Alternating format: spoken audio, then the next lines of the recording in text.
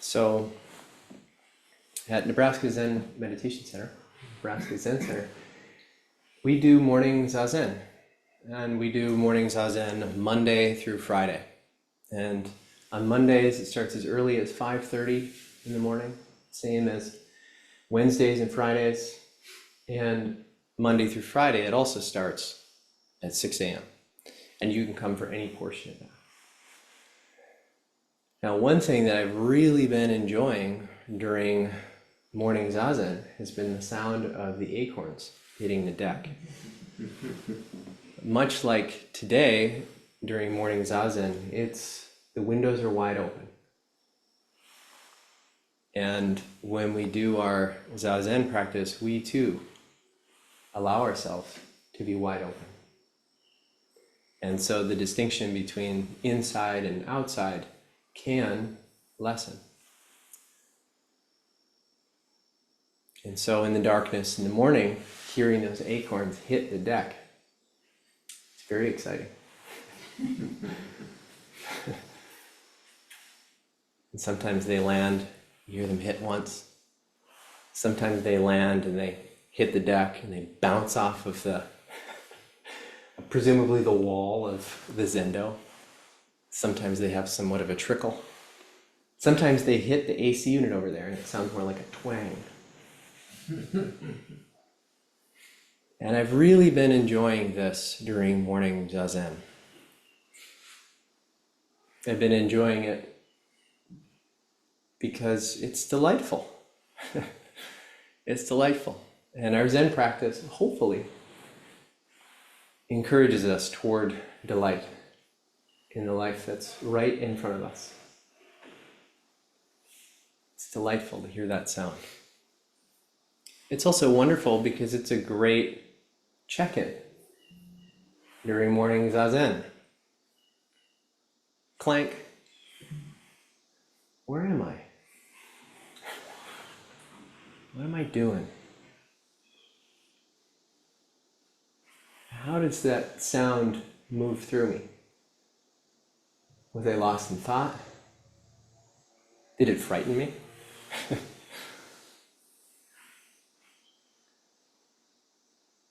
So that can be a wonderful check-in, the sounds of the acorn. And it can also just be simply delightful to hear the fall of the acorns, to hear the call of the bird.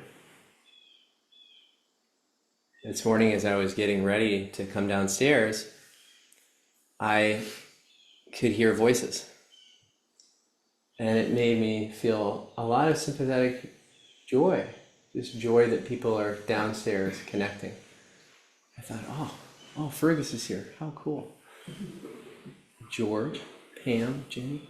I think I hear Summer's voice. How nice. So this practice enables us to get close to our life and just appreciate and delight and enjoy in what's here, right now. Which does not mean that there isn't suffering in the world and that there isn't suffering that we want to take care of in our hearts. But it also means that this life that we're working so hard to connect with is right here.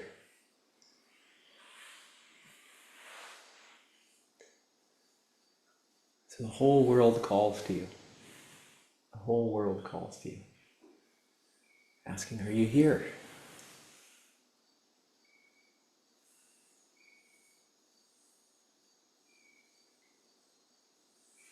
Not to get away from our experience. Are you here?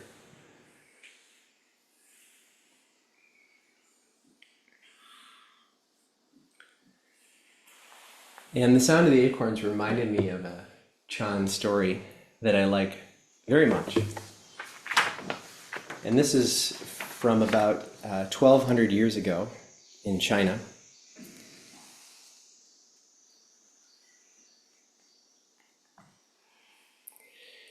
One day, as Shangyan was sweeping, a small piece of tile was knocked through the air and struck a stalk of bamboo. Upon hearing the sound of the tile hitting the bamboo, Shangyan instantly experienced vast enlightenment.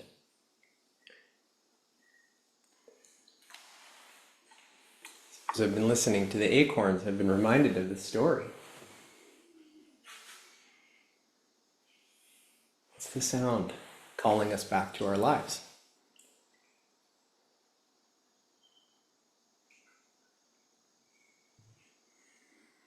What's the sound calling us back to our lives?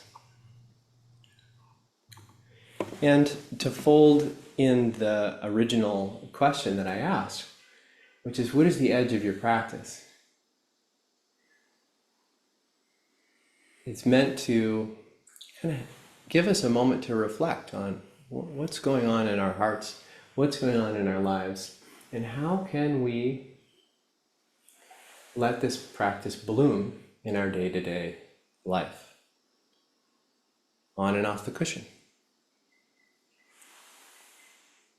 So as I've been delighting in the sound of the acorn, I've noticed that throughout the day, other sounds start to call to me. Movements of nature, the pulse of the cicadas, looking out in the backyard and a leaf floats down. Come back. Be here. Open, open, open.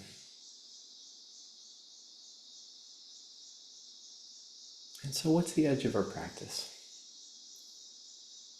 Is it, as Tim Burkett often says, to just get our butts on the cushion? Get your butt on the cushion. Get your butt on the cushion. Get your butt on the cushion. He says over and over again. Or is it something else? Is it to have that difficult conversation?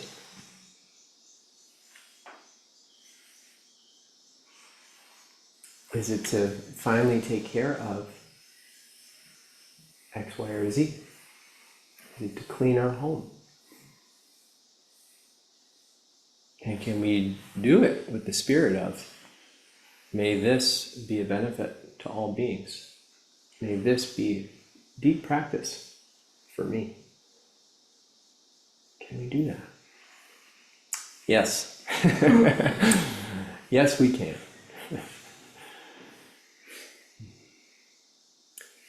So I spent a little bit of time with this particular teaching story. And Dogen even references this. Dogen is the Japanese founder of the Soto Zen tradition, the tradition in which we practice. And Dogen references this story. And what I really love about this story, when you hear it in its entirety, is you get a sense of Shengyan's real intense devotion to practice.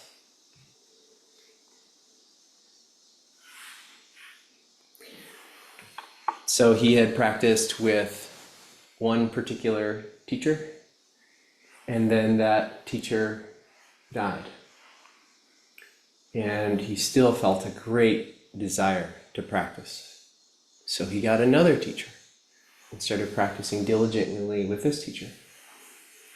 And it's interesting to spend a little bit of time thinking about what it may have been like during those times. So we have somebody who has determined, I'm actually going to leave my life as it is, and I'm going to go do monastic practice. And this particular person had a real sincere desire for awakening. So this person is ultimately dropped out of society, relinquished belongings, gone into a monastery, and is practicing sincerely. Just working so hard to turn the Dharma wheel. And then his teacher dies. He gets another teacher. And he's practicing with this teacher. Sincerely, sincerely, sincerely. And this teacher's name is Guishan. And one day, Guishan was testing Xiangyang. And he said,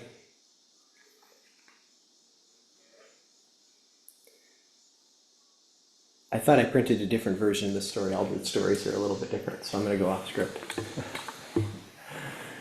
So he was testing him and asked him, what is your original face? What is your original face?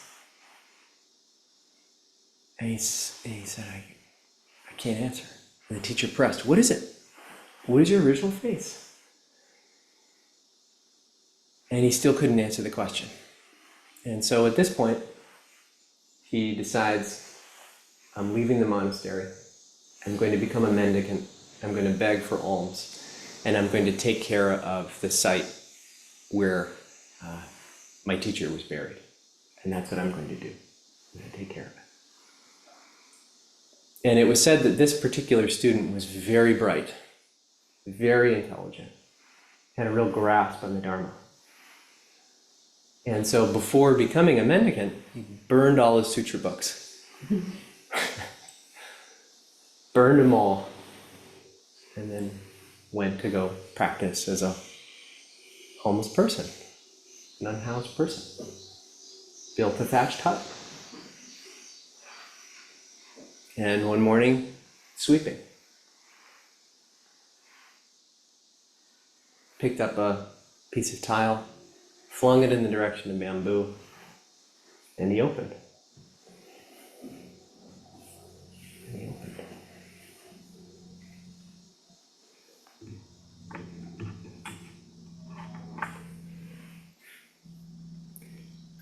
But this happened after years of dedicated practice.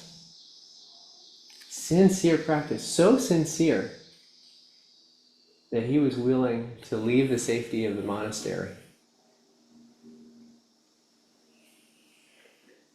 to become a mendicant, to build a thatched hut.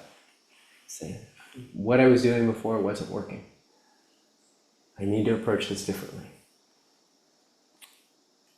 And his practice continued. And one day, an opening.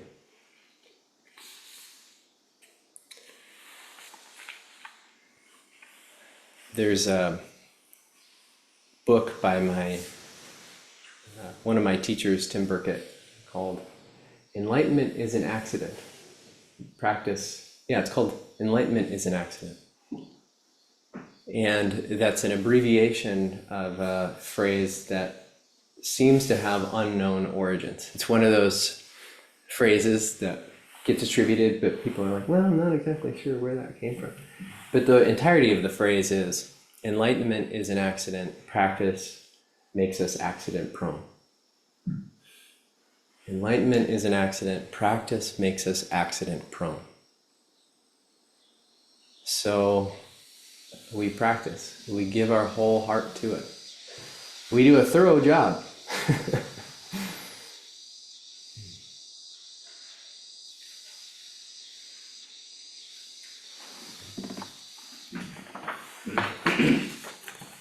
After Xiangyang had this awakening experience, there was an enlightenment poem that he wrote and sent it to his teacher, Guishan.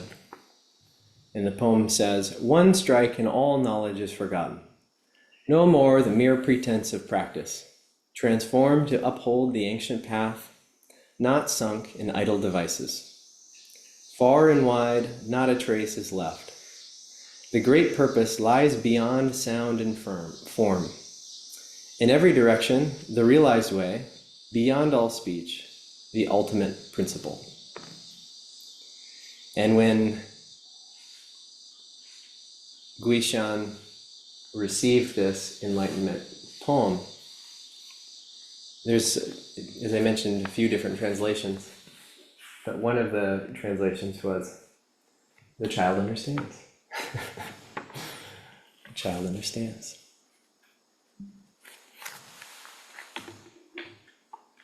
And I like that particular phrasing. There's a way in which you can hear that as like, maybe that was a jab. A child understands. Or perhaps it was now that you've become as open as a small child. You understand.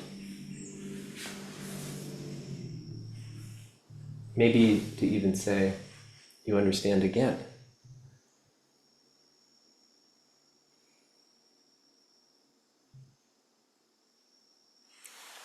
And has anybody read any part of The Gateless Gate? It's a koan collection. Okay. Does anyone know the story of a monk biting a branch with his teeth and hanging by the branch, and a teacher calls up and says, you need to respond to a question. If you respond, you'll lose your life. If you don't respond, you neglect your duty.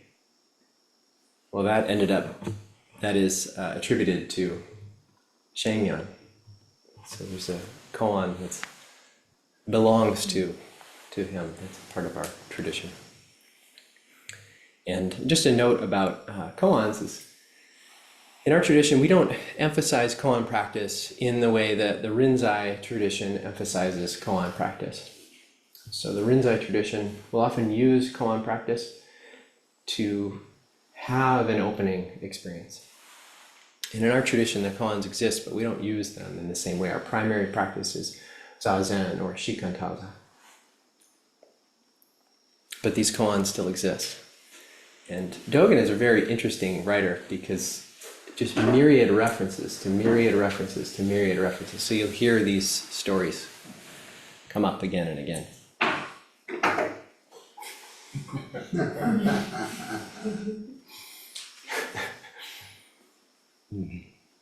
Calling us back. So the question here is, what is the edge of your practice?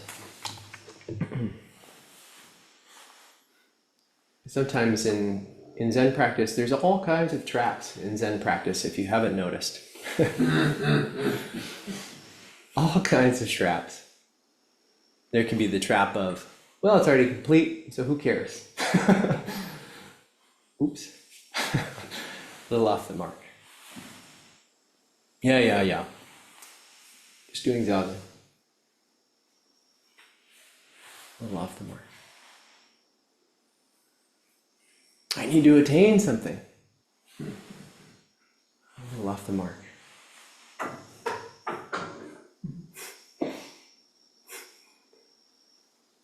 I was hoping that would happen.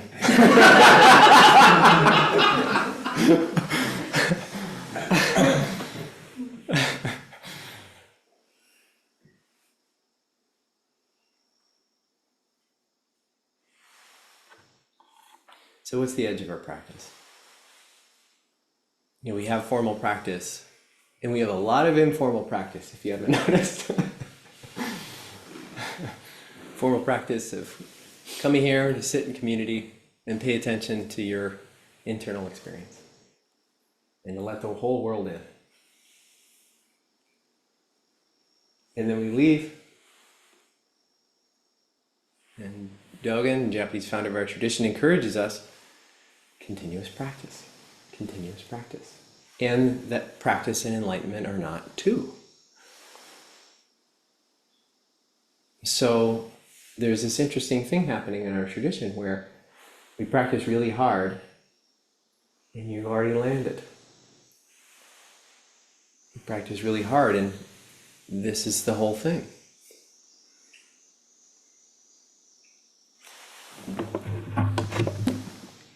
For those of you that were at Sesshin, I referenced a teaching story from the Hidden Lamp.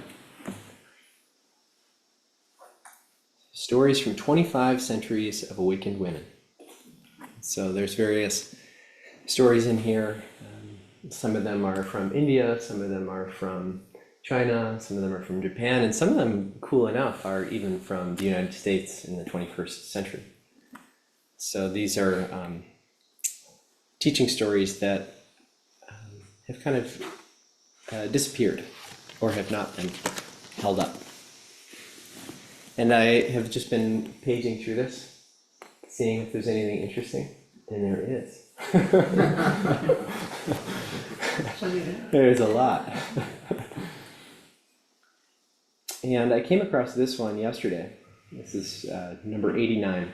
The Old Woman's Miraculous Powers. This is from China in the 8th to 9th century. The Old Woman's Miraculous Powers. Magu, Nanquan, and another monk were on pilgrimage. Along the way, they met a woman who had a tea shop. The woman prepared a pot of tea and brought 3 cups. She said to them, "O monks, let those of you with miraculous powers drink tea." The 3 looked at each other, and the woman said, "Watch this decrepit old woman show her own miraculous powers." Then she picked up the cups, poured the tea, and went out.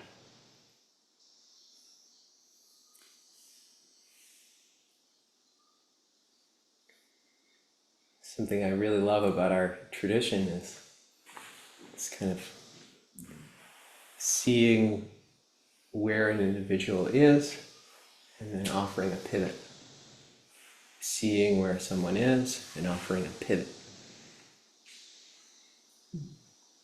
And this is quite the pivot, I would imagine. It's a woman who owns a tea shop. And monks who are on pilgrimage come into the tea shop. And typically monks and nuns are regarded in a very reverential way. People bow. And this old woman saw that these 3 monks were missing the point.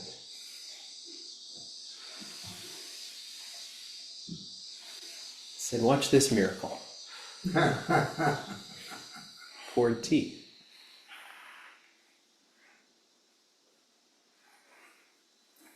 So, hearing this miracle, seeing this miracle, experiencing ourselves as part of this miracle.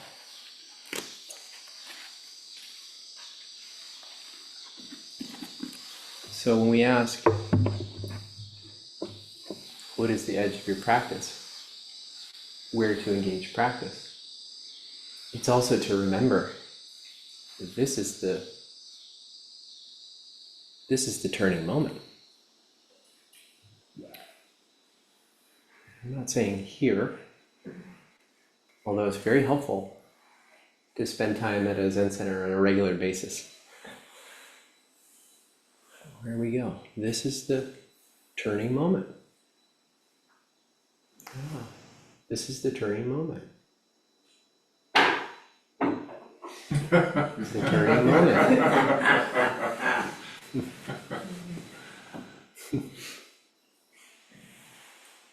And one thing that I really love about the sound of a tile hitting a piece of bamboo or an acorn, it's such a quick instant.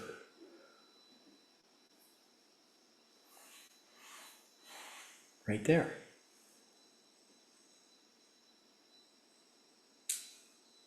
I had stepped out onto the deck earlier this week. It was after the end of the sesshin last weekend. And there was a white dish, a white plastic dish with a black rubber base with cat food in it. And I looked down and I saw that there was several ants crawling up and into the dish and back out, crawling up and into the dish and back out. And there was a beautiful fly just resting on the cat food. And the way the light was cast, there was a perfect black line right in front of the dish that went right up to it. And I thought, wow, that's really beautiful. It's really beautiful. Our practice helps us to tune in.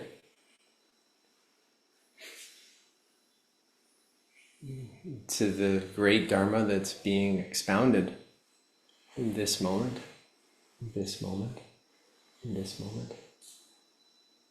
And we get to be a part of that.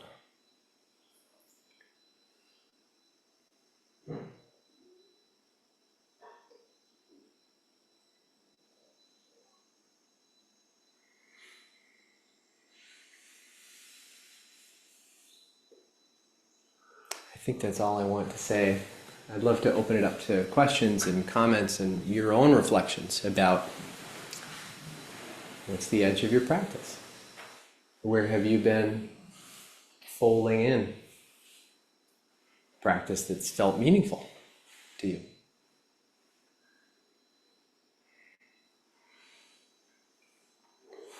I have a basic question. When you say the edge of your practice, are you talking about a turning moment, or are you talking about the point at which our practice runs into trouble?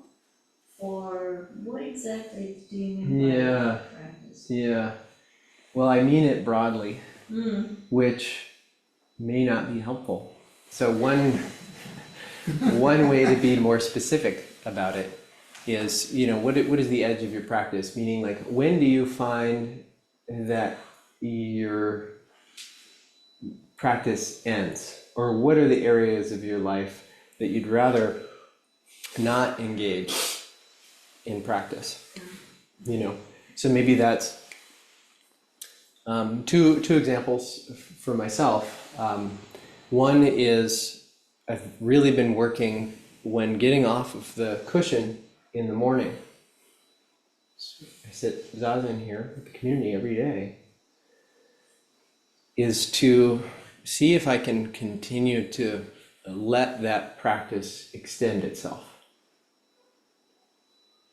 So Dogen encourages us in the Fukan Zazengi to rise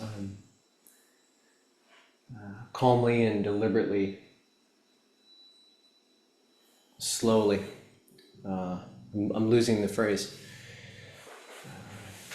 But anyway, the point is not just to get up and rise quietly. The point is all of that effort, can we extend it for just another moment? And can that be extended for another moment? So that's one example. Another example for me is I've been working to try to get 7 hours of sleep every day, at a minimum 7 hours of sleep, which for me is a little challenging because I turn into kind of a little kid around bedtime, where I'm like, I want to stay up, I want to do things. And this intention of getting 7 hours of sleep, well, it's important for my balance. It's also interesting because everything needs to shift in order for that to happen. So when we extend our practice, we find the edge of our practice, everything shifts as a result. So that's kind of what I mean. Yeah.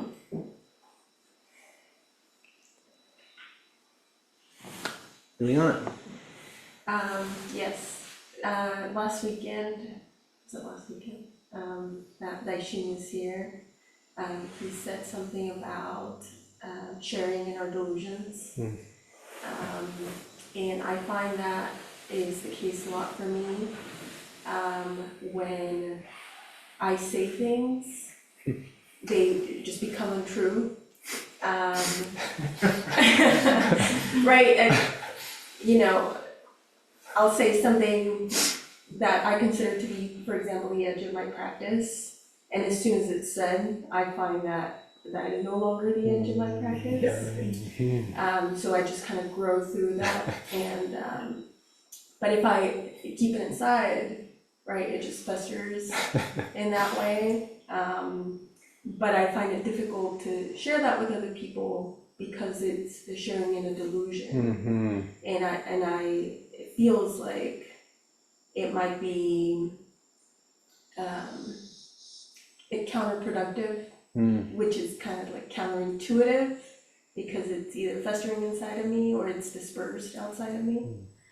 So I guess I find that that's the edge of my practice, whether it should be externalized or not, or Yeah. it should be worked on the inside.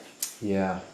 Wow, that was a really wonderful question, and I'd love to respond to it. The first thing that comes up for me is one part of this practice that is really wonderful is we're practicing trust among one another. And so, and as Daishin said, and as you pointed out, we share in our delusions. So we come together and we say, like, this is what happened, this is where it fell flat, or to hear ourselves say, this is the way that I think it is. And I feel pretty certain about it.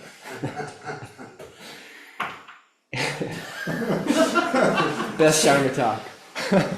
They're doing all the talking. And so we're practicing trust of, like, I can share my delusions and I don't have to worry about throwing other people off. I don't have to worry about muddying or staining the water, because the people around me who are also practicing, they're working really hard to be upright. And when we share in our delusions, it actually helps us to share in our clear seeing as well. So I would encourage you to continue to share your delusions. And what was once true, delight in the fact that it's not going to be true in the next moment. My teacher, Ted O'Toole, would say, when welcoming, we could say the fruits of practice, so moments of stillness, maybe after sesshin, just kind of like feeling, oh, I feel kind of harmonized with myself and the world around me, I feel refreshed. I was telling him that it was hard to see that go away. It's like when that's there, that doesn't feel like a big deal. But when it's gone, then it feels like a really big deal. Oh no, it's gone. And he said, well, what would happen if, while you're in those places, you say, there it goes, it's going away. It's going away. He said, you might be surprised with what you find.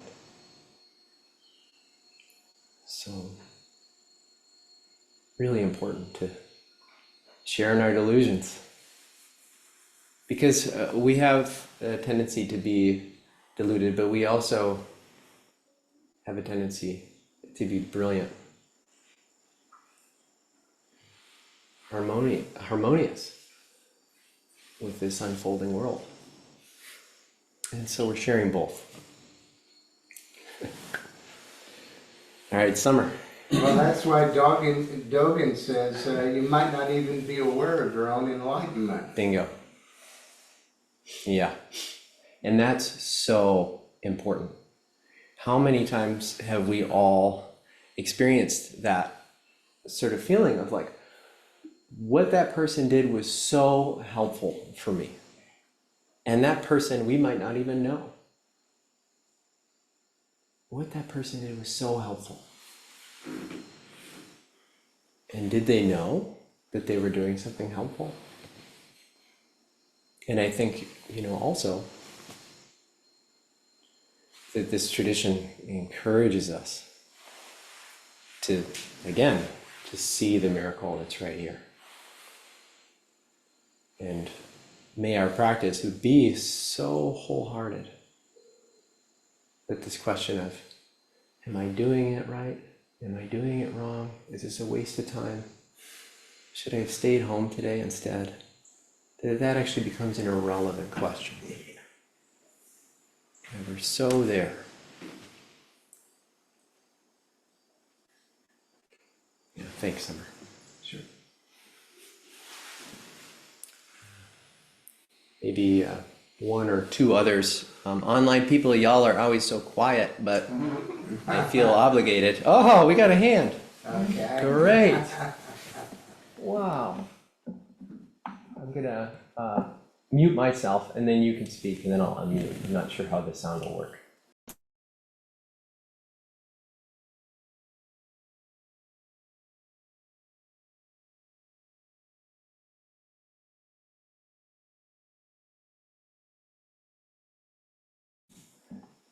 Sean, I just said this is so great because what I thought was Sean raising his hand to share. It wasn't you raising your hand to share, was it?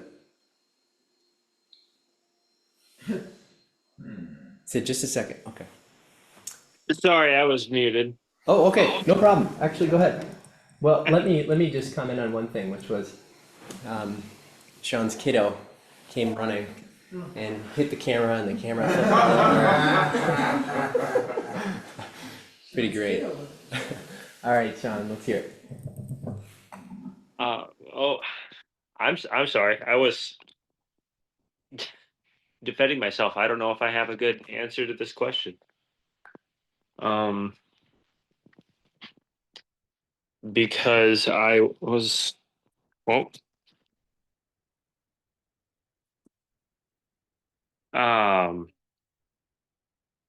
just I was trying to think of it in the broad sense that you said, when do I notice I reach the edge of my practice, and that it kind of ends, and it's probably just at work. I'm a doctor in a busy hospital in a small town, which is why I'm always here online, over 2 hours away. But I have to manage the patients on the hospital floor, being called over to the ER while I'm trying to get through clinic, and taking care of a pregnant patient upstairs, things like that. And I'm doing 20 things at once, and I feel like I'm never in the moment. So I think I try a little bit each day to extend my practice into work, walking meditation as I'm moving from one part to another of the hospital, eating my lunch with the computer turned the other way and my phone down, so I can just be present while I'm eating. But I think that's where I find I reach the edge of my practice in Zen is I have to kind of put some things down to be there for others, and then I can get off of work and be back here with the moment.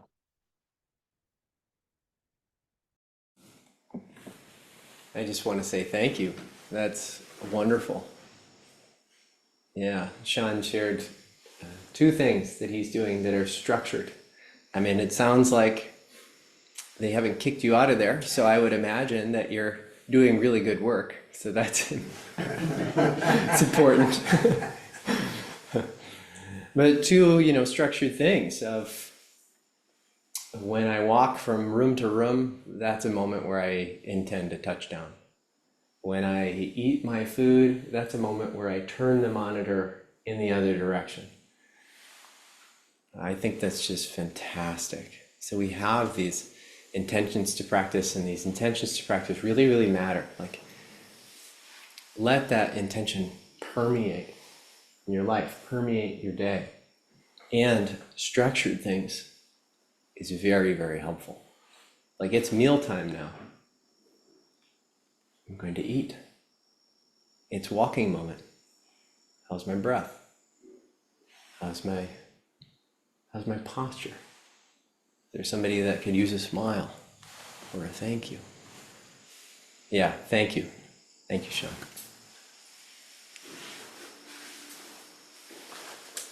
An edge of my practice that I share comes in my relationship or use of technology, and finding patterns where I struggle to use technology skillfully. I found that this especially applies when I begin to get tired.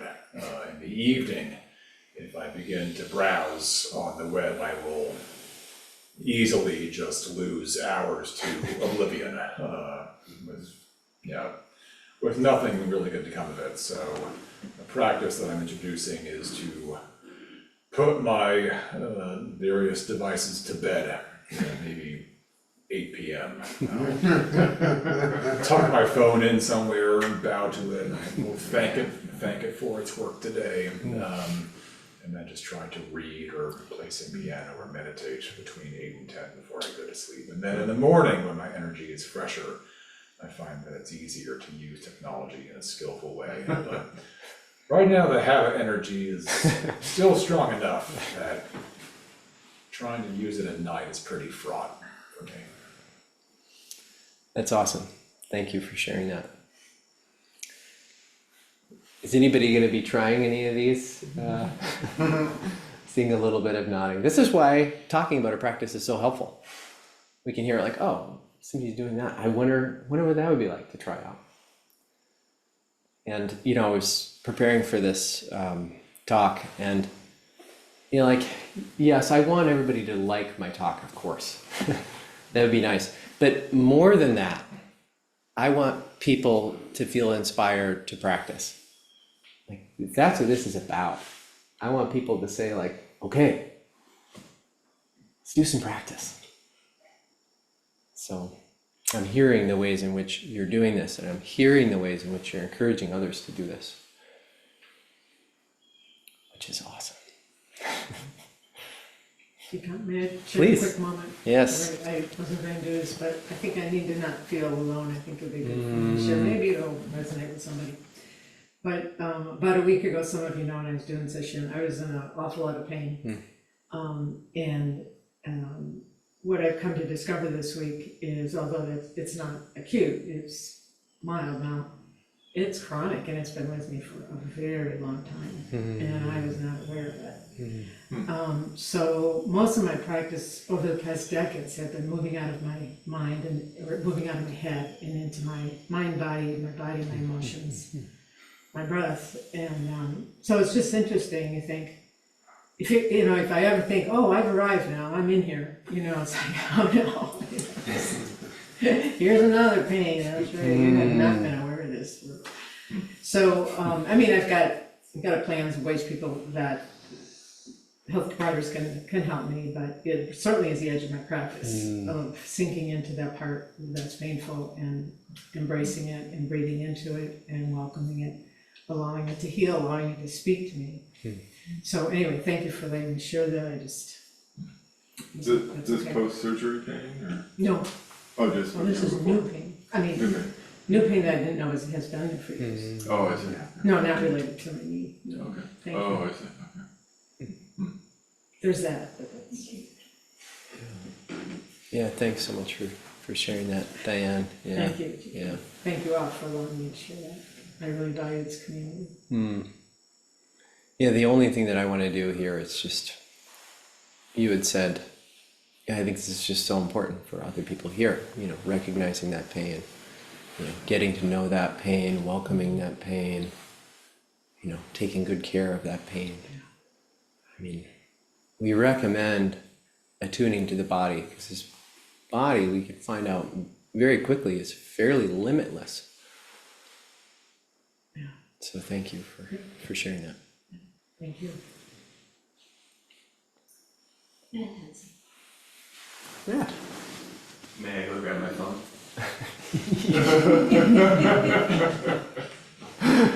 Certainly.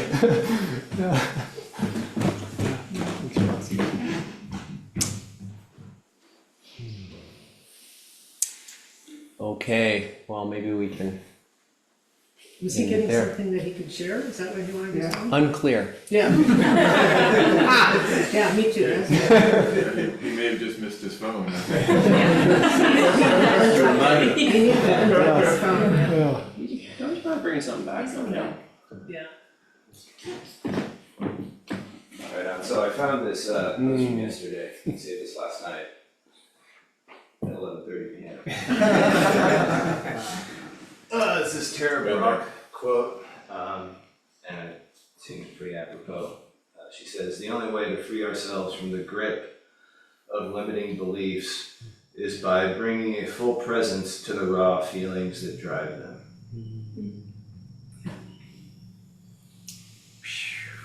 Yeah. Could you read that again? Sure. The only way to free ourselves from the grip of limiting beliefs is by bringing a full presence to the raw feelings that drive them. Oh, beautiful.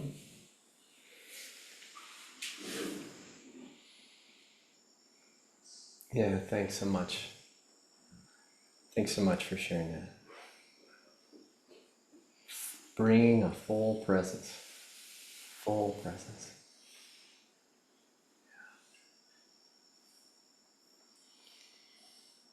Okay. I feel as if we've arrived, yes. Well, the first item on the list is work practice opportunities, and I have one, like an immediate one. Ooh. Because we did take a bunch of stuff out for Dundee Day yesterday, and most of it's still in the garage, so if anybody wants to help bring in the stuff from the garage that belongs in the Zen Center. Yeah, there are 3 boxes in a bag that were on the stool, on the bench, I mean, is that from Dundee Days? Yes, it is. Oh, it is, okay. Yeah, I left them there. I didn't know where to Oh, put them. so you think the stuff that belongs in here is already in here? Not the cushions, just like the Cushions. boxes with, I think it was the cards and the information on there. Those are Okay. 3 bags and 2 boxes in a bag. Yes. That's part of the Dundee. Okay. And is the paper screen, is that in the garage? Yeah, the Yeah, shortest screen it's in is in the the garage. garage. It is, okay. Some cushions are in the garage. Oh, okay. so, yeah, just a few things. Wonderful. Then we traditionally have a weekly Friday work practice. It's not always convenient for people. I know that Ileana has established her own Wednesday work practice. So if anybody has time during the week or on weekends as well, just check in with Jikan. And if you have time to do something for the Zen Center, there's always something to do. Then upcoming Sunday talks on August 31st. Right, so the first thing is, the Zen Center is closed next weekend for the Labor Day weekend. Daishin, however, is offering an online Dharma talk next Sunday, August 31st. So I assume that that will be our usual Zoom login? That's right. Okay, Yep. or Sunday opens in. Like at 10:30 then? Do you know about, So it'll start at 10, just like the Sunday programming, okay. and he will The lead sitting and then give a talk. Can you send out that link? Cause I don't know, Zoom's complicated to me sometimes, You just if I go to don't have a calendar. link to click on. it's Oh, on, sure, it's on it's the on the- website, yeah. website. Or on the Okay. calendar, you can just do the link Okay, on the calendar. calendar too, Okay. for that day usually, or And- any Sunday. And Summer, if that's a challenge, just talk to me, I'll get your email and zip it over to you too. I'll give it to you. And then September 7th, the following week, Jikan will be giving us a Dharma talk. Also on the 7th, after Sunday opens in, there will be a quarterly board meeting, which anybody's welcome to sit in on if you have the tolerance for it. Let's see, Intro to Zen is 9 to 12 on September 13th, so that weekend Daishin will be in town. He'll be, actually on Friday afternoon, he'll be downtown at the men's prison to do a Jukai ceremony. Oh, So cool. people there. Cool. And then in the evening, we'll have a full moon ceremony. And then on Saturday morning, you'll be doing, you and Daishin will be doing an Intro to Zen class from 9 to 12. And then that afternoon, it's gonna be a full weekend, there's a family program opportunity. Do you have any kind of description of what that involves? Yeah, so the family program, it's intended for people who are parents and they want to bring their kids here of any age and just have them spend a little bit of time in the Zen Center, being able to talk to other parents, this kind of thing. So Daishin and I will probably do some cool stuff with the younger kids, and if there's older kids that want to come and just, hang out on the couch, spend time in the backyard, they can. It sounds more formal, I think, than it is on the website. But really, it's just like, hey, we want to have an opportunity for parents with kids to come here, and you don't even have to be a parent, you can be a grandparent, to come here with their kiddos and just be among each other. There will be some snacks provided, really just an opportunity for, I think both you and Zaishin have been teachers, haven't you? yeah. There you go. Yeah. So, as always, Jikan is available for practice interviews, a Dokusan one-to-one meeting with the teacher at any time. Just contact him if you're interested in that. And I'll just say that if you're unsure what that's all about, feel free to approach me about it. And also, some people have met with me more than once. So if you find it helpful, that's really what this practice is about, is finding what is helpful and then doing those things that are helpful. So just providing a little bit more context there. If you have questions, let me know. If you want to do it again, go ahead and reach out.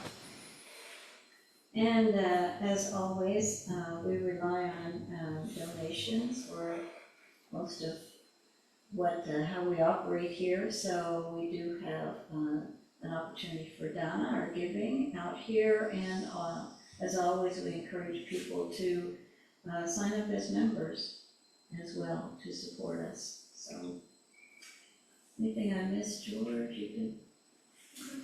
No, I can't think of anything else.